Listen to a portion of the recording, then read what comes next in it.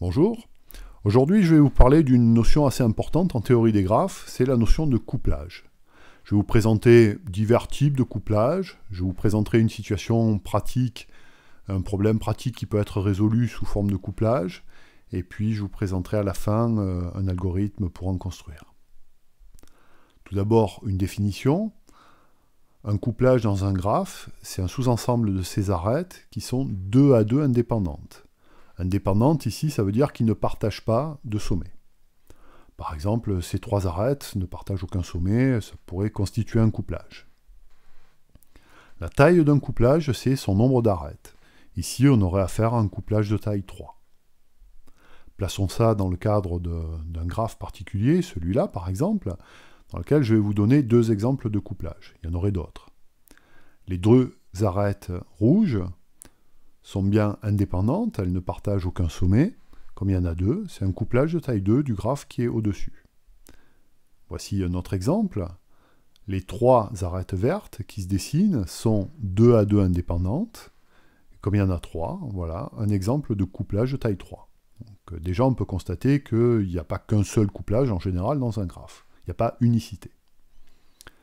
Par contre, voilà quatre arêtes qui ne constituent pas un couplage, dans la mesure où vous avez deux arêtes qui partagent un même sommet.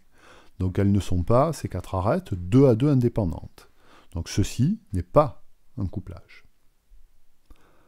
Maintenant, la notion de couplage parfait, dans un graphe, c'est un couplage qui a la particularité que chaque sommet du graphe est dans exactement une arête du couplage. Les trois arêtes vertes constituent un couplage de ce graphe, et chaque sommet est extrémité d'exactement une arête verte. Donc ceci est un exemple de couplage parfait. On peut remarquer, à partir de la définition, que si un graphe contient un couplage parfait, alors nécessairement il a un nombre pair de sommets, bien sûr. Par contre, la réciproque n'est pas forcément vraie. Voilà un exemple de graphe qui contient 6 sommets, donc un nombre pair de sommets, et pourtant dans lequel il n'y a pas de couplage parfait. Maintenant, la notion de couplage de taille max, c'est un couplage de taille maximale. Alors, on devrait dire couplage de taille maximale, mais maximal, je l'emploierai tout à l'heure dans un autre sens, un petit peu différent. Donc c'est pour ça que je préfère parler de couplage de taille max, même si ce n'est pas tout à fait correct. Donc c'est un couplage qui est le plus grand possible. Voilà un exemple de couplage de taille max. C'est un couplage parfait, d'ailleurs, au passage.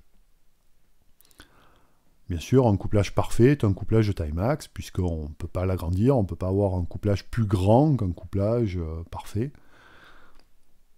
de manière assez évidente. Par contre, la réciproque n'est pas forcément vraie. Voilà un exemple de couplage de taille max dans ce graphe. On ne peut pas en trouver un de taille 3, mais pourtant il n'est pas parfait, puisque ce graphe ne contient pas de couplage parfait. Donc attention, un couplage de taille max n'est pas nécessairement un couplage parfait. Bon, c'est une petite remarque en passant. Une autre notion, c'est la notion de couplage maximal. C'est, de manière un petit peu informelle, un couplage qu'il est impossible d'agrandir. Du coup, avant de regarder des exemples, on peut facilement se persuader qu'un couplage parfait est un couplage maximal. On ne peut pas agrandir un couplage parfait. Si on essaie d'ajouter une arête dans un couplage parfait, eh bien, ce qu'on va obtenir, c'est un ensemble d'arêtes qui ne sont pas deux à deux indépendantes. Forcément, la nouvelle arête que vous allez rajouter, elle va toucher au moins une arête d'un couplage parfait. Avec le même petit raisonnement, on peut montrer assez facilement qu'un couplage de taille max est nécessairement un couplage maximal. Voici un exemple de couplage maximal, qui ici est un couplage parfait. Voilà. Donc celui-là, on ne peut pas l'agrandir, on ne peut pas rajouter une arête grise à ces trois arêtes bleues. Mais voici un autre exemple de couplage maximal. Alors, il contient que deux arêtes, donc il n'est pas de taille max, puisque le couplage de taille max dans ce graphe est de taille 3. Vous en avez un exemple à gauche. Mais c'est bien un couplage maximal parce qu'on ne peut pas l'agrandir. Regardons pourquoi on ne peut pas l'agrandir. Tout simplement, on va essayer de l'agrandir. Donc essayons de rajouter cette arête-là aux deux arêtes rouges. Dans ce cas-là, ces trois arêtes, les deux rouges plus la bleue, eh bien ça, c'est pas un couplage, puisque vous avez deux arêtes qui ont une même extrémité en commun. Elles ne sont pas donc deux à deux indépendantes. Bon, essayons maintenant avec cette arête. Essayons de rajouter cette arête-là. Alors les trois arêtes, là, ne constituent pas un couplage non plus. Essayons avec cette arête. Là, pareil, vous avez, sur ces trois arêtes, vous avez deux arêtes qui se touchent, qui ont une même extrémité en commun. Donc elles ne sont pas deux à deux indépendantes. Donc ça, c'est pas un couplage. Bon, essayons avec celle-là. Pareil. Essayons avec celle-là. Idem. Avec celle-là, pareil, là aussi vous avez trois arêtes qui ne sont pas deux à deux indépendantes, puisqu'il y en a deux qui se touchent. Et on essaie avec la dernière arête. Alors là, celle-là c'est pire, puisque cette arête-là touche les deux arêtes rouges, donc les trois arêtes ne sont vraiment pas, définitivement, pas deux à deux indépendantes. Voilà, là on a essayé d'ajouter à ces deux arêtes rouges une autre arête du graphe, on n'y est pas arrivé. Donc ceci montre que le couplage rouge est bien maximal. Donc un couplage maximal, il n'est pas nécessairement de taille unique. Vous avez deux exemples là sous vos yeux, un qui est de taille 3 et l'autre qui est de taille 2. Donc c'est une caractéristique un petit peu différente. Je vais vous parler maintenant de la notion, de l'utilisation de la notion de couplage dans un cas pratique.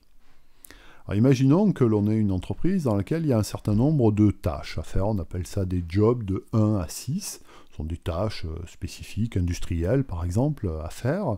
Et chaque job doit être réalisé par un opérateur et ça prend une journée. Alors le chef d'entreprise dispose d'une équipe, Vincent, François, Paul et puis Zoé, qui peuvent chacun faire une tâche. Par contre, ces tâches industrielles sont un petit peu délicates et il faut des habilitations, il faut des formations, des accréditations pour faire un certain nombre de jobs. Par exemple, Vincent, il a la possibilité de faire le job 3, 5 et 6, mais pas les autres parce qu'il n'a pas les qualifications requises. François, lui, il est habilité pour faire le job 3 et 4, mais pas les autres. Paul, lui, peut faire les 3 jobs, là, mais c'est tout. Et Zoé, elle peut faire le job 1, le 2 et le 6. Donc la problématique d'optimisation du chef d'entreprise, ça va être d'essayer d'utiliser ses troupes au mieux pour faire le maximum de tâches dans une journée. Alors le maximum qu'il puisse faire ici, c'est 4 tâches, puisqu'il a 4 personnes à sa disposition. Donc ce qu'il va chercher dans ce graphe ici particulier, ça va être un couplage de taille max, dans lequel il espère que chacun de ses employés va être une extrémité d'une arête. Dans ce cas très très particulier, on peut y arriver. Ici, donc Vincent va être affecté au job 3, François au 4, Paul au 1 et Zoé au 6. Donc là, ce qu'on cherchait à résoudre, c'est un problème de couplage de taille max. Pour finir, je vais vous parler d'un petit algorithme, non pas pour trouver un couplage de taille max, ça serait un peu compliqué, même dans le graphe qu'on vient de voir précédemment, mais plus simplement un couplage maximal.